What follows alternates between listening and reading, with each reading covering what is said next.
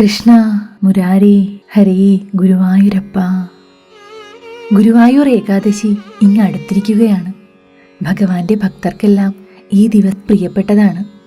ഈ ഏകാദശി ദിവസം സാക്ഷാൽ ശ്രീകൃഷ്ണൻ ഭക്തജനങ്ങൾക്കിടയിൽ ഒരാളായി പ്രത്യക്ഷത്തിൽ വന്നു നിന്ന് നമ്മുടെ സങ്കടങ്ങളും ആവലാതികളുമെല്ലാം കേട്ട് നമുക്ക് അനുഗ്രഹങ്ങൾ നൽകുമെന്നാണ് വിശ്വാസം. ഗുരുവായൂർ ഏകാദശി വ്രതം എടുക്കുവാൻ കഴിയുക എന്നത് ജീവിത പുണ്യമാണ്. ഒരിക്കൽ ഈ വ്രതം എടുത്തിട്ടുള്ളവർക്കറിയാം ആ അനുഭവം. നിങ്ങളെ അതിരൂക്ഷമായി ബാധിച്ചിരുന്ന എന്തെന്ത് വിഷയങ്ങളാണ് കണ്ണനാമുണ്ണി ശ്രീ ഗുരുവായൂരപ്പൻ ദൂരെ അകറ്റിയത്. ഇത്തവണത്തെ വ്രതം നമുക്കൊരുമിച്ചെടുക്കാം. വ്രതരീതികളെല്ലാം ഞാൻ പറഞ്ഞു തരാൻ കേട്ടോ. പിന്നെ ഇതൊരു പുതിയ ചാനലായതുകൊണ്ട് ഒരു സബ്സ്ക്രൈബും ഒരു ലൈക്കും നൽകി പ്രോത്സാഹിപ്പിക്കുമല്ലോ. നിർബന്ധിക്കുന്നില്ല, നിങ്ങൾക്കിഷ്ടമായെങ്കിൽ മാത്രം മതി. അപ്പോൾ നമുക്ക് വീഡിയോയിലേക്ക് കിടക്കാം. ഗുരുവായൂർ ക്ഷേത്രത്തിലെ പ്രധാനപ്പെട്ട ആട്ടവിശേഷങ്ങളിലൊന്നാണ് വൃശ്ചിക മാസത്തിലെ വെളുത്ത ഏകാദശി ദിവസം ആചരിച്ചു വരുന്ന ഗുരുവായൂർ ഏകാദശി. ഗുരുവായൂരിലെ പ്രതിഷ്ഠാദിനമായാണ് ഇത് കണക്കാക്കി വരുന്നത്.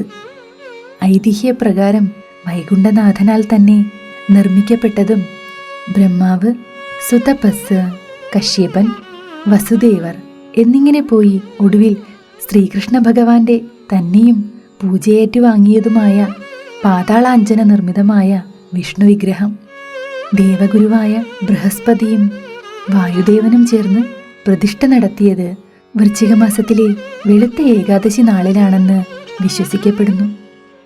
കുരുക്ഷേത്ര യുദ്ധത്തിനിടയിൽ പ്രിയപ്പെട്ടവരെ ശത്രുപക്ഷത്ത് കണ്ട് തേർത്തട്ടിൽ തളർന്നിരുന്ന അർജുനന് ശ്രീകൃഷ്ണൻ ഗീത ഉപദേശിച്ചു കൊടുത്തതും ഈ ദിവസമാണെന്ന് വിശ്വസിച്ചു വരുന്നു.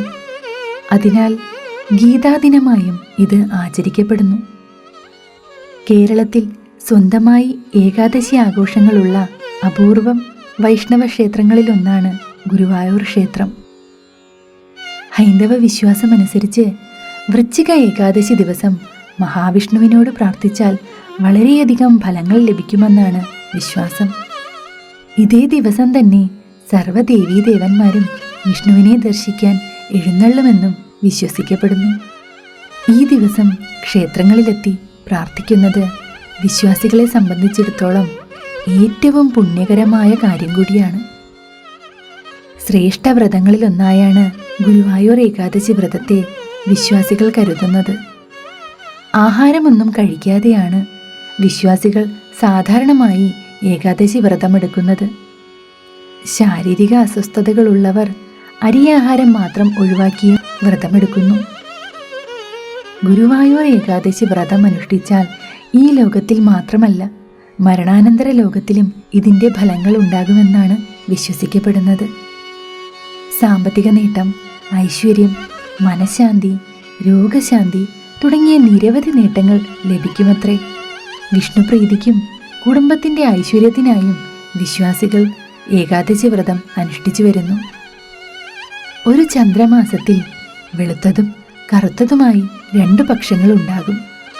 ഇരുപക്ഷങ്ങളിലെയും 11ാം ദിവസമാണ് ഏകാദശി എന്നറിയപ്പെടുന്നത്. ഈ ദിവസം അനുഷ്ഠിക്കപ്പെടുന്ന വ്രതം വിഷ്ണുപ്രീതികരമായി കണക്കാക്കപ്പെടുന്നു. ഏകാദശിയുടെ തലേ ദിവസമായ ദശമിയും പിറ്റേ ദിവസമായ ദ്വാദശിയും ഉൾപ്പെടുന്നതാണ് വ്രതം. തലേന്നും പിറ്റേന്നും ഒരിക്കലും ഏകാദശി നാളിൽ പൂർണ്ണ ഉപവാസവുമാണ് പറഞ്ഞിട്ടുള്ളത്.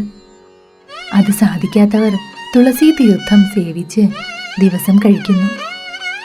പ്രഭാത സ്നാനത്തിനു ശേഷം വിഷ്ണു ക്ഷേത്ര ദർശനം നടത്തുന്നതും ഭഗവത്ഗീത, ശ്രീമദ് ഭാഗവതം, വിഷ്ണു പുരാണം, നാരായണീയം മുതലായ വൈഷ്ണവ ഗ്രന്ഥങ്ങൾ പാരായണം ചെയ്യുന്നതും അത്യുത്തമമാണ്. ദ്വാദശി നാളിൽ രാവിലെ കുളിച്ച് വിഷ്ണു ക്ഷേത്ര ദർശനം നടത്തി പാരണ വീടുന്നതോടെ വ്രതം സമാപിക്കുന്നു. ഏകാദശി വ്രതം 2 തരത്തിലുണ്ട്: ദശമി ബന്ധമുള്ളതും ഇല്ലാത്തതും. ദശമി ബന്ധമുള്ള ഏകാദശി അംബരീഷപക്ഷ ഏകാദശി അഥവാ ഭൂരിപക്ഷ ഏകാദശി എന്നും ദ്വാദശി ബന്ധമുള്ള ഏകാദശി രുക്മാംഗത പക്ഷ ഏകാദശി അഥവാ ആനന്ദപക്ഷ ഏകാദശി എന്നും അറിയപ്പെടുന്നു. ആദ്യത്തേത് സാധാരണ ഹിന്ദുക്കളും രണ്ടാമത്തേത് വൈഷ്ണവരും എടുക്കുന്നു.